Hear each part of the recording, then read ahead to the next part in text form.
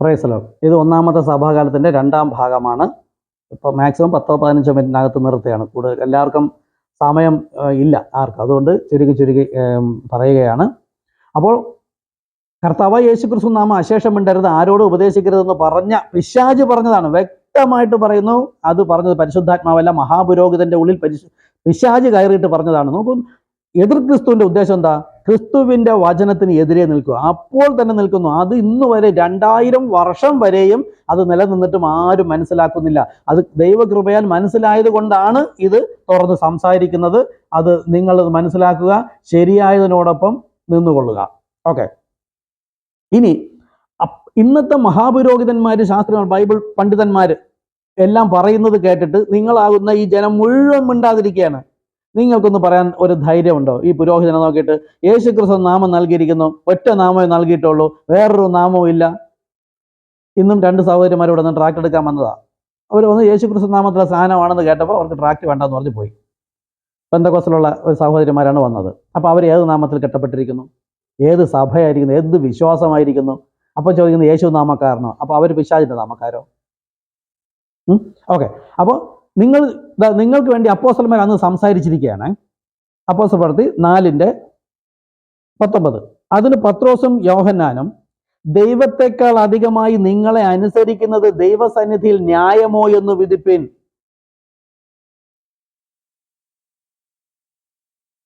ഒരു കോൾ വന്നു.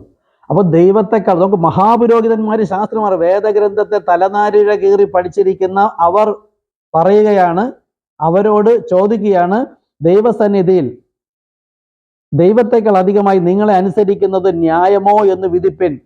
ഞങ്ങൾ കണ്ടും കേട്ടും ഇരിക്കുന്നത് പ്രസ്താവിക്കാതിരിക്കാൻ കഴിയുന്നതല്ല. ഇന്നത്തെ സഭാപുരോഹിതന്മാർ എത്ര വലിയ ജനമായിരുന്നാലും യേശുക്രിസ്തുവിന്റെ നാമത്തെ നിഷേധിച്ചിട്ട് എന്ത് അത്ഭുതം, അടയാളം, വീര്യപ്രതി എന്തൊക്കെ ചെയ്യുമെന്ന് പറഞ്ഞാലും അത് പരിശുദ്ധാത്മാവുള്ളതിന്റെ ലക്ഷണമല്ല, അത് കൃപാവരമാണ്. കൃപാവരമോ നീങ്ങിപ്പോകും. ഓക്കെ, നിങ്ങൾക്ക് ചോദിക്കാൻ കഴിയുമോ? ഇനി ഇതിന്റെ തന്നെ ഈ അപ്പോസ്തലരുടെ 4-ാമത്തെ അധ്യായം തന്നെ അവരിങ്ങനെ കർത്താവിന്റെ നാമത്തെ നിഷേധിച്ച് അത് പറയരുതെന്ന് പറഞ്ഞ് ഉപദ്രവിച്ചപ്പോൾ അവർ ദൈവത്തോട് പ്രാർത്ഥിച്ചു. കേട്ടോളൂ, 30-ാമത്തെ വാക്യം, 4:30. പരിശുദ്ധദാസനായ യേശുവിന്റെ നാമത്താൽ അടയാളങ്ങളും അത്ഭുതങ്ങളും ഉണ്ടാകുന്നതിനാലും നിന്റെ വചനം പൂർണ്ണ ധൈര്യത്തോടുകൂടെ പ്രസ്താവിപ്പാൻ നിന്റെ ദാസന്മാർക്ക് കൃപ നൽകണമേ. നിങ്ങൾക്ക് പ്രാർത്ഥിക്കാൻ പറ്റുമോ? ഈ മഹാപുരോഹിതന്മാരെ ഒന്ന് വിചാരിക്കും. വാസ്തവത്തിൽ അവർ ആരുടെ പുരോഹിതൻ എന്നറിയാമോ? എതിർ ക്രിസ്തുവാണ് അവർ. യേശു പറഞ്ഞ എതിർ ക്രിസ്തുക്കളാണ്. ഈ കത്തോലിക്ക മുതൽ പെന്തക്കോസ്ത് വരെ ഏത് ടൈപ്പ് ഇരുന്നിരുന്നാലും യേശുക്രിസ്തുവിന്റെ നാമത്തിലെ സ്നാനം പാപമോചനത്തിനാണ് സ്നാനം. ഇതിനകത്ത് 1-ാമത്തെ സഭയിൽ തന്നെ അത് പറയുന്നുണ്ട്. ഞാൻ വരാം. ആ നാമം നോക്കൂ, ഇവർ പ്രസംഗിക്കുമ്പോൾ യേശു ക്രിസ്തുവാണ് ഇവർക്ക് വേണ്ടി മരിച്ചത്, ഇതല്ലാതെ വേറെ നാമമില്ല, യേശുവേ അങ്ങല്ലാതെ മറ്റൊന്നുമില്ല, എനിക്കെല്ലാം യേശുവാണ് എന്നെല്ലാം പറഞ്ഞിട്ട് ഇറങ്ങി വരുന്ന സഭകളിലും കൺവെൻഷൻ സെന്ററിൽ ഞങ്ങൾ ഈ ട്രാക്ട് കൊണ്ട് കൊടുക്കാറുണ്ട്. അപ്പോൾ തന്നെ വാങ്ങിച്ച് വലിച്ചു മുഖത്തെറിയുകയാണ്. യേശു ക്രിസ്തുവിന്റെ നാമമായിട്ട് വന്നിരിക്കുന്നു. ഇത്രയും സമയം അവർ പ്രസംഗിച്ചതെന്താ? കൺവെൻഷൻ സെന്ററുകളിലും ചർച്ചകളിലും പ്രസംഗിച്ചതെന്താ? അപ്പം ഞാൻ അറിയിക്കുന്ന സുവിശേഷം ഗോതമ്പിനെ കളപ്പരയിലേക്ക് ശേഖരിക്കുന്ന ശുശ്രൂഷയാണ്. അതിൻ്റെ ഭാഗമായിട്ടാണ് ഞാനിപ്പോൾ സംസാരിക്കുന്നത്. മത്തായി 13:30. യേശു പറഞ്ഞു, യേശു വിത്ത് വിതച്ചു, മൂടുപടമില്ലാതെ യേശു വിത്ത് വിതച്ചു, മൂടുപടം ഇട്ടുകൊണ്ടൊരു കറുത്ത മനുഷ്യൻ വിത്ത് വിതച്ചു. ഇത് രണ്ടും കൊയ്ത്തോളം സഭകളിൽ ഇരിക്കുകയാണ്. കൊയ്ത്ത് വരെ ഇരിക്കട്ടെ, പറക്കി മാറ്റണ്ടെന്ന് പറഞ്ഞു. അപ്പോൾ കൊയ്ത്തിന്റെ നാളിൽ യജമാനൻ ദൂതന്മാരെ അയച്ചിട്ട് നമ്മളെ പോലെ അത് അകത്തെ ആത്മാവിനെ സംബന്ധിച്ച വന്ന് നിങ്ങളോട് അറിയിക്കും, അപ്പോസ്തലന്മാരെ അപ്പന്മാരുടെ വിശ്വാസത്തിലേക്ക് മടങ്ങി പോകുവേൻ എന്ന് പറയുമ്പോൾ കേട്ട് വിശ്വസിക്കുന്നവർ ഈ വചനത്തോട് ചേർന്ന് അവർക്ക് ആ സഭയും ആ പുരോഹിതനും അല്ലെങ്കിൽ അവിടെ ഇരിക്കുന്ന ജനങ്ങളും എല്ലാം അവർക്ക് വരുന്നത്. അവർക്ക് എന്തിനേക്കാൾ ഉപരി ഒന്ന് കർത്താവായ യേശു ക്രിസ്തു നാമമായിരിക്കും. അത് തന്നെയാണ്. ഓക്കെ, അപ്പോൾ അവരെങ്ങനെ പ്രാർത്ഥിച്ചപ്പോൾ നോക്കൂ, നിന്റെ വചനത്തെ പൂർണ്ണ ധൈര്യത്തോടു കൂടി പ്രസ്താവിപ്പാൻ നിന്റെ ദാസന്മാർക്ക് കൃപ നൽകണമേ. ഇങ്ങനെ പ്രാർത്ഥിച്ചപ്പോൾ അവർ കൂടിയിരുന്ന സ്ഥലം കുലുങ്ങി, എല്ലാവരും പരിശുദ്ധാത്മാവ് നിറഞ്ഞവരായി ദൈവവചനം ധൈര്യത്തോടെ പ്രസ്താവിച്ചു. നിങ്ങൾക്ക് അതിനുള്ള ധൈര്യമുണ്ടോ? യേശു ക്രിസ്തുവിൽ ധൈര്യമുണ്ടോ? ഉറപ്പുണ്ടോ? ക്രിസ്തുവിൽ ഉൾനട്ട വചനം നിങ്ങളിലുണ്ടോ? ക്രൂശിക്കപ്പെട്ട കർത്താവിനല്ല മറ്റൊന്നും ഞാൻ അറിയുന്നില്ല. ഇന്നത് ലോകത്തെ ദൈവമാരെന്നറിയുമോ? അവരുടെ പുരോഹിതന്മാരാണ്, മഹാപുരോഹിതന്മാർ, ബൈബിൾ കോളേജിലെ പണ്ഡിതന്മാർ. അത് മുഴുവൻ ജ്ഞാനികളാണ്. ജ്ഞാനികൾക്കും വിവേകികൾക്കും ദൈവം തന്റെ മർമ്മം മറച്ചു വെച്ചിരിക്കുകയാണ്. ഇത് വെളിപ്പെടില്ല. ഇത് ഒരുപക്ഷെ നിങ്ങൾക്ക് മനസ്സിലായാലും നിങ്ങൾ പരിശുദ്ധാത്മാവിനോട് മാത്രമേ ചോദിക്കാവൂ. ഇത് വെളിപ്പെടാത്ത പുരോഹിതൻ. ഇപ്പൊ പെന്തക്കോസ്ത് ശരിയാണോ എന്ന്, നിങ്ങൾ പെന്തക്കോസ്തിന്റെ ഉപദേശം ശരിയാണോ എന്ന് അറിഞ്ഞപ്പോൾ CSAയിലോ മാർത്തോമയിലോ കത്തോലിക്കയിൽ ഇരിക്കുന്ന ഒരു വ്യക്തി നിങ്ങളുടെ പുരോഹിതനോട് പോയി ചോദിക്കുകയാണ്, പെന്തക്കോസ്തിലൊരു സിസ്റ്റർ അല്ലെങ്കിൽ ഒരു പുരോഹിതൻ വന്നിട്ട്, ഒരു ബ്രദർ വന്നിങ്ങനെ പറഞ്ഞു, അതാണ് ബൈബിളിൽ അവർ കാണിച്ചെന്ന്, ഇതല്ലേ വിശ്വാസം എന്ന് പോയി ചോദിച്ചാൽ അദ്ദേഹം പറയും പിശാചാണ് നിന്നെ ഉപദേശം എന്ന് പറയും. അദ്ദേഹത്തിന് വെളിപ്പെടാത്ത എങ്ങനെ പറഞ്ഞു തരാൻ പറ്റും? അതുകൊണ്ട് പരിശുദ്ധാത്മാവിനോട് മാത്രം ചോദിക്കുക. ഓക്കെ, അപ്പം ഇന്നും കർത്താവായ യേശുക്രിസ്തു നാമം നിഷേധിച്ചിട്ടും നിങ്ങളാരും ഇങ്ങനെ പ്രാർത്ഥിക്കുന്നില്ല. സംസാരിക്കാൻ ഇതുപോലെ നോക്കൂ, അങ്ങനെ അവർ എല്ലാവരും കൂടിയിരുന്ന സ്ഥലം കുലുങ്ങി പരിശുദ്ധാത്മാവ് നിറഞ്ഞവരായി ധൈര്യത്തോടെ പ്രസ്താവിച്ചു. നമുക്ക് പറ്റുമോ? ഓക്കെ, ഇനി ഈ ഒന്നാമത്തെ സഭാകാലമാണ് ഇപ്പോൾ എടുക്കുന്നത്. അവിടെ ഒന്നാമത്തെ സഭാകാലം എടുക്കുമ്പോൾ തന്നെ അവിടെ പറയുന്ന കാര്യങ്ങളൊന്ന് ശ്രദ്ധിച്ചോളണം എന്താണെന്ന്. അത് ഇന്നും സഭകൾക്ക് മറഞ്ഞിരിക്കുകയാണ്. ദൈവകൃപയാൽ കർത്താവ് വെളിപ്പെടുത്തി തന്ന് മനസ്സിലായപ്പോഴാണ് എനിക്കും അത് പിടികിട്ടിയത്. വെളിപ്പാട് പുസ്തകം 2-ാമത്തെ അധ്യായം അതിൻ്റെ 2-ാമത്തെ വാക്യം പറയും, ഞാൻ നിന്റെ പ്രവൃത്തിയും പ്രയത്നവും സഹിഷ്ണുതയും കൊള്ളരുതാത്തവരെ നിനക്ക് സഹിച്ചുകൂടാത്തതും അപ്പോസ്തലന്മാരല്ല, അതായത് ഈ പുരോഹിതന്മാരല്ല എന്ന് നിങ്ങൾ എന്തെങ്കിലും കണ്ടുപിടിച്ചെങ്കിൽ, അല്ലെങ്കിൽ നിങ്ങളുടെ ഹൃദയത്തിനകത്ത് ഒരു തോന്നലെങ്കിൽ വന്നെങ്കിൽ, ഈ വചനം ബൈബിളിൽ ഇരിക്കുന്ന വചനം ഒരു രീതിയിൽ പറയുന്നു, ഇവരുടെ ജീവിതം വേറെ രീതിയിൽ പോകുന്നു. അപ്പൊ അങ്ങനെ ഇവർ വാസ്തവമായി ഇവർ പരിശുദ്ധാത്മാവിനാലാണോ എന്ന് നിങ്ങൾക്ക് ആർക്കെങ്കിലും തോന്നിയിട്ടുണ്ടെങ്കിൽ നിങ്ങളെക്കുറിച്ച് പറയുന്നത്. ബൈബിൾ അങ്ങനെ പറയുന്നത്. അല്ലാത്തവർ ആണോ അല്ലെന്ന് ബൈബിൾ പറയുന്നില്ല. നോക്ക്, ബൈബിൾ ഇങ്ങനെ പറയുന്നത്, ഞാൻ നിന്റെ പ്രവൃത്തിയും പ്രയത്നവും, അതായത് കർത്താവിന്റെ നാമം നിമിത്തം നമ്മൾ സഹിച്ചതും പ്രയത്നിച്ചതും കർത്താവിന് വേണ്ടി ഇറങ്ങി പുറപ്പെട്ടതും എല്ലാം, എന്നിട്ടോ കൊള്ളരുതാത്തവരെ, ആ സഭയിൽ കൊള്ളരുതാത്തവരെ നമുക്കൊരു കൂട്ടായ്മ ഉണ്ടാകില്ല. കൊള്ളരുതാത്തവരെ നിനക്ക് സഹിച്ചുകൂടാത്തതും അപ്പോസ്തലന്മാരല്ലാതിരിക്കെ തങ്ങൾ അപ്പോസ്തലന്മാർ എന്ന് പറയുന്നവരെ നീ പരീക്ഷിച്ച് കള്ളന്മാരെന്ന്, കള്ളനാരാ? പിശാച. ദൈവദാസന്മാരെന്ന് പറയുന്നു, എതിർ ക്രിസ്തുവിന്റെ ദാസന്മാരാണ് കർത്താവിന്റെ നാമം നിഷേധി. ഇത് കേൾക്കുമ്പോൾ തന്നെ കോപം വരണ്ട, ദയവായി കേൾക്കുക. പോകുന്നവരുണ്ടാവും. യേശു പറഞ്ഞു എന്നെ തിന്നുന്നവൻ എന്മൂലം ജീവിക്കണമെന്ന് പറഞ്ഞപ്പോൾ വിട്ടിട്ട് പോയില്ലേ? ആയിരക്കണക്കിന് ആൾക്കാർ പോയി. യേശു വിളിച്ച 70 ശിഷ്യന്മാരും പോയി. പക്ഷെ 12 പേര് പോയില്ല. അവരോട് ചോദിക്കും, നിങ്ങൾ പോകുന്നില്ലേ എന്നാണ് യേശു ചോദിച്ചത്. നിത്യജീവ മൊഴികൾ നിന്നിലുണ്ട്, നിന്നെ വിട്ട് എവിടെ പോകാനാണ്? അതുപോലെ ഇവിടെ നോക്കുക, നിന്റെ പ്രയത്നങ്ങളും അപ്പോസ്തലന്മാരല്ലാതിരിക്കുക കള്ളന്മാരെ പരീക്ഷിച്ച് നീ കണ്ടുപിടിച്ചതും നിനക്ക് സഹിഷ്ണുതയുള്ളതും കണ്ട, എൻ്റെ നാമം നിമിത്തം നീ സഹിച്ചതും തളർന്നു പോകാത്തതും ഞാൻ അറിയുന്നു. ഈ വെളിപ്പാട് പുസ്തകം 2-ാമത്തെ അധ്യായം എപ്പോഴാണ് മുദ്ര തുറന്നതെന്ന് അറിയാവോ? ഇപ്പോൾ ഈ അന്ത്യകാലത്താണ്. അപ്പോൾ 2000 വർഷം കൊണ്ട് സഭകൾ ഇങ്ങനെയൊക്കെ ആയിരുന്നു എന്ന് ഈ കാലത്തുള്ള നമുക്ക് വെളിപ്പെടുത്തി തരുമ്പോൾ നമ്മൾ ശരിയായത് മനസ്സിലാക്കിയിട്ട് ആ വിശ്വാസത്തിലേക്ക് വരിക. നമുക്ക് സഭയും പുരോഹിതനും ജനവും വേണ്ടപ്പെട്ടവരും അല്ല, നമുക്ക് കർത്താവായ യേശു ക്രിസ്തുവാണ് വിലപ്പെട്ടത്. അങ്ങനെ ഉള്ളവർ ഉണ്ട്, വളരെ ചുരുക്കം പേര്. അവർക്ക് വേണ്ടിയിട്ടാണ് ഞാൻ സംസാരിക്കുന്നത്. മറ്റുള്ളവർക്ക് വേണ്ടിയിട്ടും കൂടിയാണ്. അവർ ന്യായവിധിക്ക് മുമ്പ് ഇത് കേട്ടിരിക്കണം. ഓക്കെ, അടുത്ത് പറഞ്ഞ ഒരു കുറ്റമാണ്. അപ്പൊ ഇത്രയും കാര്യങ്ങൾ കൊള്ളാം. അവർ സഹിച്ചതും ക്ഷമിച്ചതും കർത്താവിന് വേണ്ടി ഇറങ്ങി പുറപ്പെട്ടതും ഈ പുരോഹിതന്മാരെ തെറ്റ് പഠിപ്പിച്ചപ്പോൾ അവർ ശരിയല്ല എന്ന് പറഞ്ഞു. പക്ഷെ വേറൊന്നും പോകാനായിട്ട് ഏത് നല്ലത് എന്ന് പോലും അറിയാതെ അവിടെ ഇരുന്നു ഇത്രയും കാലം. ശരിയായത് വരികയാണ്.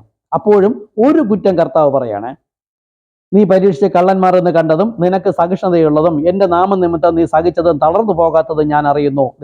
എങ്കിലും 4 വെളിപ്പാട് പുസ്തകം 2:4, എങ്കിലും നിന്റെ ആദ്യ സ്നേഹം വിട്ടുകളഞ്ഞു എന്നൊരു കുറ്റം നിന്നെക്കുറിച്ച് പറവാനുണ്ട്. ആദ്യ സ്നേഹം അപ്പോസ്തലന്മാരിലൂടെ തുടങ്ങി ആദ്യ വിശ്വാസം എന്നല്ല ഇവിടെ പറയുന്നത്. ആദ്യ സ്നേഹം എന്താണ്? ആദ്യ സ്നേഹം ദൈവം നമ്മെ സ്നേഹിച്ച സ്നേഹമാണ് തൻ്റെ പുത്രനെ ക്രൂശിൽ തകർത്ത് കളഞ്ഞത്.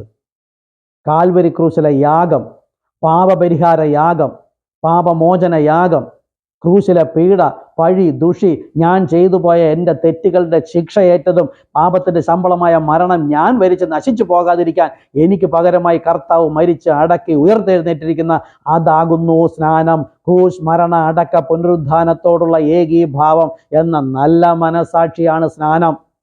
അത് ആരാണോ പാപം മോചിച്ചത്, ആ നാമം തന്നെ വചനം നമുക്ക് നൽകുമ്പോൾ, സ്വർഗം നൽകിയിരിക്കുമ്പോൾ എതിർ ക്രിസ്തുക്കൾ മഹാപുരോഹിതന്മാർ പറയുന്നു യേശു ക്രിസ്തുവിന്റെ നാമത്തിലുള്ള സ്നാനം വേണ്ട, പത്രോസ് പറഞ്ഞത് വേണ്ട. പത്രോസ് അല്ല നമുക്ക് വേണ്ടി മരിച്ചത്, യേശു ക്രിസ്തു ആണ്. ഇത് പിശാചിന്റെ മറ്റൊരു തന്ത്രമാണ്. ഈ സ്നാനം എന്ന വിഷയത്തിൽ കർത്താവായ യേശു ക്രിസ്തു നാമത്തിൽ ചെയ്യണം എന്ന് പറഞ്ഞതിനെ തെറ്റിക്കാനായിട്ട് ഒരു കാര്യം അവിടെ പറഞ്ഞു. അതിവിടെ പറയേണ്ട ആവശ്യമില്ല. ഈ കർത്താവ് തന്നെയല്ലേ, ഒരു ദൈവം എന്നല്ലേ എല്ലാവരും വിശ്വസിക്കുന്നത്. ആ കർത്താവ് തന്നെയല്ലേ നൽകിയിരിക്കുന്നത്. അപ്പൊ നോക്കൂ, ഏദൻ തോട്ടത്തിൽ 2 യാഗം നടന്നു. പാപപരിഹാര യാഗമാണ്, ഇതും പാപപരിഹാര യാഗമാണ്. ഇവിടെ നടക്കുന്നുണ്ട് 2 സ്നാനം, അവിടെ നടക്കുന്നുണ്ട് 2 പാപപരിഹാര യാഗം. ഒന്ന് കായിൻ രക്തം ചീന്താത്ത പാപപരിഹാര മാർഗം ഒരുക്കി. അവനും ദൈവത്തെ പ്രീതിപ്പെടുത്തി ദൈവത്തെ ആരാധിച്ചു. ദൈവം പറഞ്ഞതുപോലെ തന്നെ അവൻ ആരാധിച്ചു. ഇന്നത്തെ ക്രിസ്ത്യാനികൾ കർത്താവ് യേശുക്രിസ്തു നാമത്തിൽ സ്നാനം ചെയ്യാതെ പിതാവ്, പുത്രൻ, പരിശുദ്ധാത്മാവ് എന്ന് പറഞ്ഞിരിക്കുന്നത് പോലെ കായിൻ ചെയ്തു. ഒന്ന് കാഴ്ചയ്ക്ക് വിരൂപമായിട്ട് ഇടിച്ച് കൊന്ന് രക്തം ബലി നൽകി പ്രായശ്ചിത്തം നൽകി രക്തം ചിന്തിക്കൊണ്ട് ഒരു കുഞ്ഞാടിനെ, വരാൻ പോകുന്ന യേശുക്രിസ്തു എന്ന കുഞ്ഞാടിന് മാതൃയായിക്കൊണ്ട് ഹാബേൽ അവിടെ രക്തം ചിന്തിക്കൊണ്ട് ഒരു പരിഹാര മാർഗം തേടി. ഏത് ദൈവം സ്വീകരിച്ചു? രക്തം ചിന്തിയ യാഗമാണ് സ്വീകരിച്ചതെങ്കിൽ നിങ്ങളിൽ ആരെങ്കിലും ദൈവത്തിന്റെ ഇഷ്ടം അന്വേഷിച്ച് ദൈവം വിളിച്ചിട്ടാണ് നിങ്ങൾ വന്നത് എങ്കിൽ അപ്പോസ്തലർ 2:39 പറയുന്നു, ദൈവമായ കർത്താവ് വിളിച്ചു വരുത്തുന്ന ഏവർക്കുമുള്ള സ്നാനമാണ് കർത്താവായ യേശുക്രിസ്തു നാമത്തിൽ സ്നാനപ്പെട്ട് പരിശുദ്ധാത്മ പ്രാപിക്കാൻ. അപ്പം ഈ കാലം നോഹയുടെ കാലം പോലെ എന്ന് യേശു പറഞ്ഞതുപോലെ മുഴുവൻ സഭകളുടെയും പുരോഹിതന്മാരിലൂടെ പിശാച് ആദ്യം 3 ആക്കി. ഒന്നായി നിന്നതാണോ 3? അതല്ല, മൂന്നും ചേർന്ന 1 ശീതോഷ്ണവാൻ. ഒന്നുകിൽ നീ 1 പറ, ഇല്ലെങ്കിൽ 3 പറ. ശീതവാനോ ഉഷ്ണവാനോ ആയിരുന്നെങ്കിൽ കൊള്ളാമായിരുന്നു. പിശാച് അവിടെയും തെറ്റിച്ച് 3 ചേർന്ന 1. അപ്പം സർവശക്തനല്ല, ഒമ്നിപ്പൊട്ടൻ്റ് അല്ലേ? നിലനിൽപ്പിന് മറ്റൊന്നിൻ്റെ ആവശ്യമില്ലേ? ഓക്കെ. അപ്പം രക്തം ചീന്തിയ യാഗം സ്വീകരിച്ച ഹാബേലിനെ ദൈവം സ്വീകരിച്ച് എന്താ പറഞ്ഞത്? നീ നന്മ ചെയ്തിരുന്നുവെങ്കിൽ നിന്നിൽ പ്രസാദം തോന്നില്ലായിരുന്നോ? നോക്കൂ, അവനും പള്ളിയിൽ പോയി, അതായത് അവനും ആരാധിച്ചു, അവനും യാഗം അർപ്പിച്ചു, കുർബാന അർപ്പിച്ചു, എല്ലാം ചെയ്തു. പക്ഷെ പാപപരിഹാര മാർഗമായില്ല. ഏദൻ തോട്ടത്തിൽ നടന്നത് ആപ്പിൾ തീറ്റയാണെങ്കിൽ ഫലവൃക്ഷങ്ങളെല്ലാം കൊണ്ടൊന്ന് കൊടുത്തപ്പോൾ ദൈവം എന്താ സ്വീകരിക്കാത്തത്? അവിടെ ആപ്പിൾ തീറ്റ അല്ല നടന്നത്, രക്തസംബന്ധമായ ഒരു പാപം നടന്നതുകൊണ്ടാണ്. രക്തം ചീന്തിയിട്ടല്ലാതെ വിമോചനമില്ല എന്ന് എബ്രായർ ലേഖനം 9:20 പറയുന്നത്. ഓക്കെ, അതൊരു വിഷയം വേറെ പിന്നീട് സംസാരിക്കാം. ഓക്കെ, അപ്പോൾ ഇന്നത്തെ സ്നാനം പിതാവ് പുത്രൻ പരിശുദ്ധാത്മാവിന്റെ നാമത്തിൽ എന്ന് പറഞ്ഞാൽ നാമം വരും. ആ നാമം വെളിപ്പെടുത്തി പരിശുദ്ധാത്മാവ്, അപ്പോസ്തലന്മാർ പരിശുദ്ധാത്മാവ് പ്രാപിച്ച് ആ നാമം വെളിപ്പെടുത്തിക്കൊണ്ട് സ്നാനപ്പെടുത്തുമ്പോൾ അവരെ കേൾക്കുന്നവൻ എന്നെ കേൾക്കുന്നു, എന്നെ കേൾക്കുന്നവൻ എന്നെ അയച്ചവനെ കേൾക്കുന്നു എന്ന് പറഞ്ഞിരിക്കെ പിശാചി വന്നു മഹാപുരോഹിതന്മാരെ തന്നെ ഉപയോഗിച്ചിട്ട് പറഞ്ഞു, യേശുക്രിസ്തു നാമത്തിലെ സ്നാനം വേണ്ട, മരണടക്ക ശുശ്രൂഷ വേണ്ട. മരണടക്ക ശുശ്രൂഷ യേശുക്രിസ്തു നാമത്തിൽ ചെയ്താലേ പുനരുദ്ധാനത്തിൽ ഉണ്ടാവുകയുള്ളൂ. പിശാച് സകല സഭകളെയും തെറ്റിച്ചിരിക്കും. റോമർ 6 വായിച്ചു പോവുക. അവന്റെ മരണത്തിന്റെ സാദൃശ്യത്തോട് നാം ഏകീഭവിച്ചവരായെങ്കിൽ പുനരുദ്ധാനത്തിൽ ഏകീഭവിക്കും. അപ്പൊ ഈ കാണുന്ന ജനങ്ങളൊന്നും പുനരുദ്ധാനത്തിൽ വരാതിരിക്കാൻ പിശാച് തന്നെ അവന്റെ പുരോഹിതന്മാരെ സഭയ്ക്കകത്ത് ആക്കി വെച്ചിട്ട് അവരിലൂടെ സംസാരിക്കുന്നു. ഞാനിതിങ്ങനെ പറയുമ്പോൾ വിഷമം മേടിക്കണ്ട, ദൈവത്തിന്റെ ജനത്തിന് വിഷമമൊന്നും മേടിക്കില്ല. പുരോഹിതന്മാരോട് മമതയും മനുഷ്യരെ പ്രീതിപ്പെടുത്തണമെന്ന് തോന്നുന്നവർ ദൈവത്തിന് കൊള്ളാവുന്നവരല്ല. അവർക്ക് ചിലപ്പോൾ അങ്ങനെ കഠിന വാക്കായിപ്പോയി. യേശു അങ്ങനെയല്ല സംസാരിച്ചത്, അപ്പോസ്തലന്മാർ അങ്ങനെയല്ല സംസാരിച്ചത്. ഞങ്ങൾ പറഞ്ഞതിന് വിരുദ്ധമായി ആര് പറഞ്ഞാലും ശപിക്കപ്പെട്ടവനെന്ന് പറയണമെങ്കിൽ അവർക്ക് വ്യക്തമായിട്ട് അറിയാം, ഞങ്ങൾ പറയുന്നതിനെ തെറ്റിക്കുന്ന ഒരു സ്വർഗ്ഗത്തിനൊരു ദൂതൻ വരും, അവനാണ് പിശാച്, സാത്താൻ. ഓക്കെ, അപ്പോൾ ഈ ക്രൂശല യാഗം കർത്താവ് നമ്മെ സ്നേഹിച്ച നിന്റെ ആദ്യ സ്നേഹം വിട്ടുകളഞ്ഞു എന്നൊരു കുറവ് നിന്നെക്കുറിച്ച് പറയാനുണ്ട്. കാൽവരി ക്രൂശിൽ യേശു തൻ്റെ ശരീരം യാഗമായി അർപ്പിച്ചത് എന്നെ സ്നേഹിച്ചത് കൊണ്ടാണ്. അതത് ദൈവം എന്നോട് കാണിച്ച ആദ്യ സ്നേഹത്തിൽ നിന്ന് വിട്ടുപോയിരിക്കുന്നു എന്ന സഭയ്ക്കകത്ത് തന്നെ ഇരിക്കുന്ന അത്ഭുത അടയാളം വീര്യപ്രവൃത്തികളൊക്കെയും ഉണ്ട്. പക്ഷേ സ്നാനം യേശുക്രിസ്തുവിനോട് ചേരുവാണെങ്കിൽ ഞാൻ വിശുദ്ധനാകയാൽ നിങ്ങൾ വിശുദ്ധനാകണം എന്ന് പറഞ്ഞതുപോലെ പാപമോചനത്തിലൂടെ, ഈ സ്നാനത്തിലൂടെ അല്ലാതെ, യേശുക്രിസ്തു നാമത്തിലൂടെ അല്ലാതെ പാപമോചനമില്ല. നമുക്ക് തോന്നും പത്രോസാണ് അവിടെ പറഞ്ഞതെന്ന്. നോക്കൂ, ലൂക്കോസ് സുവിശേഷം 24-ാമത്തെ അധ്യായം എമ്മോസിലേക്ക് പോകുന്ന ആ 2 സഹോദരന്മാരെ സംസാരിച്ച് വരുമ്പോൾ 46 മുതൽ അവിടെ പറയുന്നുണ്ട്, 24-46 യേശുക്രിസ്തു തന്നെ പറയുന്നുണ്ട്, ക്രിസ്തു കഷ്ടമനുഭവിക്കുകയും മരിച്ച് അടക്കി 3-ാം നാൾ ഉയർത്തെഴുന്നേറ്റ്, യേശുക്രിസ്തു പറയാണ്, ഉയർത്തെഴുന്നേറ്റ ശേഷം അവന്റെ നാമത്തിൽ പാപമോചനവും മാനസാന്തരവും യെരുശലേമിൽ തുടങ്ങി സകല ജാതികളോടും പ്രസംഗിക്കണം. അതായത് പുതിയ നിയമസഭയിൽ പത്രോസിലൂടെ പരിശുദ്ധാത്മാവ് പാപമോചനത്തിനും മാനസാന്തരത്തിനും സ്നാനത്തിനും ഒരു പേര് പറഞ്ഞു, കർത്താവായ യേശുക്രിസ്തു. മരിച്ചടക്കി ഉയർത്തെഴുന്നേറ്റവന്റെ നാമം പാപമോചനത്തിനും മാനസാന്തരത്തിനും. ആ നാമം തള്ളിക്കളഞ്ഞിട്ട് നിൽക്കുന്നവരാണ് മുഴുവൻ സഭകളും. അത് കർത്താവ് തന്നെ പറഞ്ഞിട്ടുണ്ട്. കർത്താവ് അവിടെ പറയുന്നു, ഇങ്ങനെ എഴുതിയിരിക്കുന്നു. ലൂക്കോസ് 24:46 മുതൽ വായിക്കുക. പിതാവിൻ്റെ ഒരു വായ്മൊഴിയുണ്ട്, പഴയ നിയമത്തിൽ ഉണ്ടായിരുന്നതാണ് യേശു അങ്ങനെ വായിക്കുന്നത്. സങ്കീർത്തന പുസ്തകങ്ങളിൽ, പ്രവാചക പുസ്തകങ്ങളിൽ, മോശയുടെ ന്യായപ്രമാണത്തിലും എന്നെക്കുറിച്ച് എഴുതിയിരിക്കുന്നു എന്ന്, അതാണ് അവിടെ വായിച്ചത്. ഓക്കെ, ഇത് 2ാം ഭാഗം. മാക്സിമം 15 മിനിറ്റിനകത്ത് നിർത്തുകയാണ്. ഇതിൻ്റെ അടുത്ത ഭാഗം ഒരു 3-4 ഭാഗം ഉണ്ടാകും. കർത്താവ് നിങ്ങളെ അനുഗ്രഹിക്കട്ടെ. 2ാം ഭാഗം ഞാൻ അയച്ചുതരാം. Thank you. God bless you.